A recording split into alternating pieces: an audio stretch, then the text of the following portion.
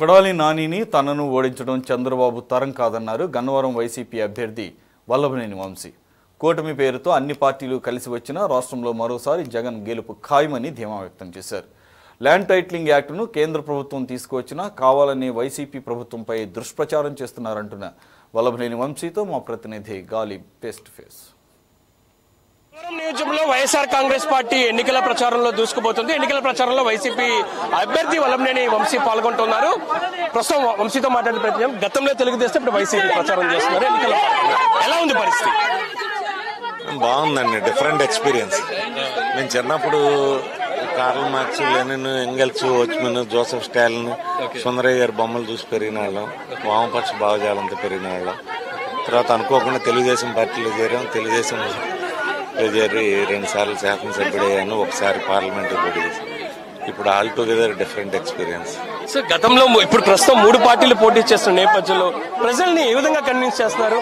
మీరిచ్చే సంక్షేమ పథకాలు కూడా వాళ్ళ మేనిఫెస్టోలో పెట్టిన పరిస్థితి ఉంది కదా. అంటే ప్రజలు ఎప్పుడు కూడా తెలియగలరు. వాళ్ళు అత్యుత్తమ న్యాయ నిర్ణేతలు. అనేక సర్వేలు వస్తాయి, అనేక ఇవి వస్తాయి, కానీ అల్టిమేట్ గా ప్రజలకు వాళ్ళకి ఏం కావాలో తెలుసు, వాళ్ళకి ఎవరు చేస్తారో తెలుసు, ఎవరు చేయరో తెలుసు. నేను 20 సంవత్సరాల నుంచి రాజకీయాల్లో ఉన్నాను.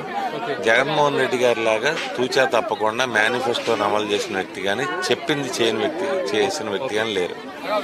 కాబట్టి ఖచ్చితంగా ప్రజలు వైఎస్ఆర్ పార్టీని ఆదరిస్తారని నాకు నమ్మకం.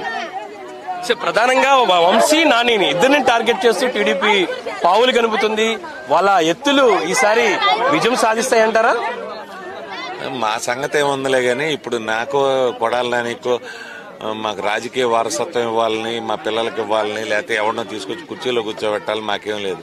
చంద్రబాబు నాయుడు గారికి కోరిక ఉంది కదా, వాళ్ళ కొడుకుని తీసుకొచ్చి కుర్చీలో కూర్చోబెట్టాలి. ఇంతకుముందు మంత్రి చేశాడు, మంగళగిరిలో ఓడిపోయాడు.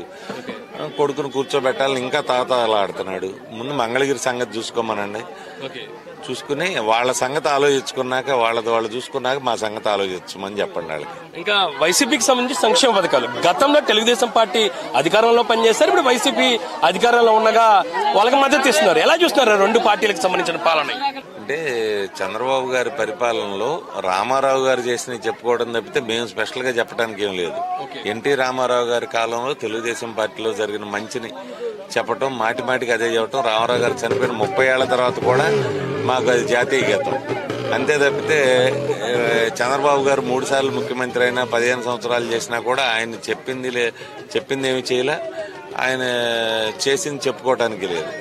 సార్, ప్రధానంగా ఎన్నికలు సమీపిస్తున్న సమయంలోని ల్యాండ్ టైటిలింగ్ యాక్ట్, ఈ అంశానికి సంబంధించి వైసీపీని పై బురద జల్లే ప్రయత్నం చాలా పెద్ద ఎత్తున జరుగుతుంది. దాని మీద మీరేమంటారు? అది కేంద్ర ప్రభుత్వం పార్లమెంట్ లో ప్రవేశపెట్టిన బిల్లు. పార్లమెంట్ లో అన్ని రాజకీయ పార్టీలు సపోర్ట్ చేసినాయి. మన రాష్ట్ర అసెంబ్లీలో కూడా తెలుగుదేశం పార్టీ సపోర్ట్ చేసింది. ఇప్పుడు ఉన్నట్టుండి యూటర్న్ తీసుకుని బురద జల్లి ఏదో అంటే వాళ్ళు ఎన్నికల్లో గెలవరు అనే అభద్రతా భావంతో ప్రజల్లో ఒక అభద్రతా భావం సృష్టించాలి, మీ ఆస్తులు పోతాయని అట్లా సృష్టించాలని బురద జల్లే కార్యక్రమం ఇది. వాళ్ళకంత అనుమానం ఏమంటే నరేంద్ర మోడీ గారు వాళ్ళు కలిసి మీటింగుల్లో పార్టిసిపేట్ చేస్తున్నారు కదా, అమిత్ షా గారు వాళ్ళు కలిసి పార్టిసిపేట్ చేస్తున్నారు కదా, రోజు కలిసి మాట్లాడుకుంటున్నారు కదా. ఎన్డీఏ పెట్టిన ఈ బిల్లు, ఇంతకుముందు తెలుగుదేశం పార్టీ సమర్థించిన ఈ బిల్లు వాళ్లే డిస్కషన్ పెట్టొచ్చు కదా, వాళ్లే ఎన్డీఏని అడగొచ్చు, మోడీ గారిని అడగొచ్చు కదా, ఏంటి బిల్లు ఏంటి, ఇదేంటి, మేము అప్పుడు అట్లా అనుకున్నాం, ఇప్పుడు ఇట్లా అనుకున్నాం. ఏం చంద్రబాబు నాయుడు గారి గొంతు పెగలలేదా ఏంటి అడగటానికి మోడీ గారిని? సార్, ఫైనల్లీ గన్నవరం నియోజకవర్గంలో 3వసారి తెలుగుదేశం పార్టీ గెలుస్తుందా, వంశీ గెలుస్తాడా? వంశీకి ఎందుకు 3వసారి గన్నవరం నియోజకవర్గ ప్రజలు ఓటేయాలి? మీరు ఒక్కసారి నా రాజకీయాల్లో నేను వచ్చినప్పటి నుంచి చూస్తే, నేను శాసనసభ్యుడు కాకముందు మా అమ్మ పేరు మీద చారిటబుల్ ట్రస్ట్ పెట్టి ఐ క్యాంపులు పెట్టాను, మంచినీళ్లు ప్రొవైడ్ చేశాను, కాలేజీ పిల్లల ఫీజులు కట్టాను, కాలేజీ పిల్లలకు బస్సులు పెట్టాను, అనేక రకాలుగా అంటే రైతులకు వరి వంగడాలు ఇవ్వటంతో మొదలుపెట్టి చేశాను. తర్వాత గత 10 సంవత్సరాల్లో అయితే పోలవరం కుడికాలం నుంచి మోటార్లు పెట్టి నీళ్లు దోడటం కానీ, లేకపోతే రామవరపాడు వంతెన కట్టించడమో, లేకపోతే బుడమేర మీద వంతెన శాంక్షన్ చేయించి మొదలు పెట్టించడం, లేకపోతే బ్రహ్మలింగం చెరువు రిజర్వాయర్ చేయటం, ఇవన్నీ కూడా డెవలప్మెంటల్ యాక్టివిటీస్. అట్లాగే 42 గ్రామాల్లో నేను శాచురేషన్ మోడ్లో సీసీ రోడ్లు వేయగలిగాను. ఒక 40 గ్రామాల్లో ఇంకా మెజారిటీ వేసాను.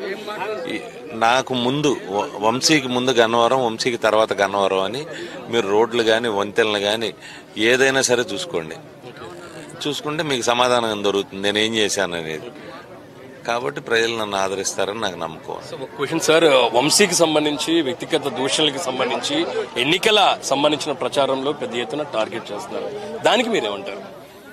వాళ్ళంతా పకోడీగాళ్ళు, ఇప్పుడేదో కొత్తగా వచ్చిన ఆరబొడ్డోళ్ళు వాళ్ళంతా ఏదో మాట్లాడతారు, సెన్సేషన్ అవ్వాలి, నన్నో కొడాలి నాని గారినో ఏదన్నా అంటే వాళ్ళని ఏదో రాష్ట్ర వార్తల్లో చూపెడతారని, టీవీల్లో చూపెడతారని చెప్పి మాట్లాడతారు తప్పితే వాళ్ళు ఎవరు వార్డుకి గెలిచేవాళ్ళు కాదు, వార్డుకు పోటీ చేసిన వాళ్ళు కాదు. Thank you so much. ఇది పరిస్థితి. గన్నవరం నియోజకవర్గంలో ఖచ్చితంగా మరోసారి తాను గెలవబోతున్నాను. ప్రధానంగా తెలుగుదేశం పార్టీ సంబంధించి గతంలో ఇటు గన్నవరం నియోజకవర్గానికి చేసిందేం లేదు. ఖచ్చితంగా వైసీపీ పాలనలో పూర్తి స్థాయిలో సంక్షేమ పథకాలు అమలు చేస్తాం. ఖచ్చితంగా గన్నవరంలోని మరోసారి వైఎస్ఆర్ కాంగ్రెస్ పార్టీకి సంబంధించి వైసీపీ అభ్యర్థిగా గెలిచి చూపిస్తాననేది మాత్రం ప్రధానంగా గన్నవరం నియోజకవర్గానికి సంబంధించి వైసీపీ అభ్యర్థిగా పోటీ చేస్తున్న వల్లభనేని వంశీ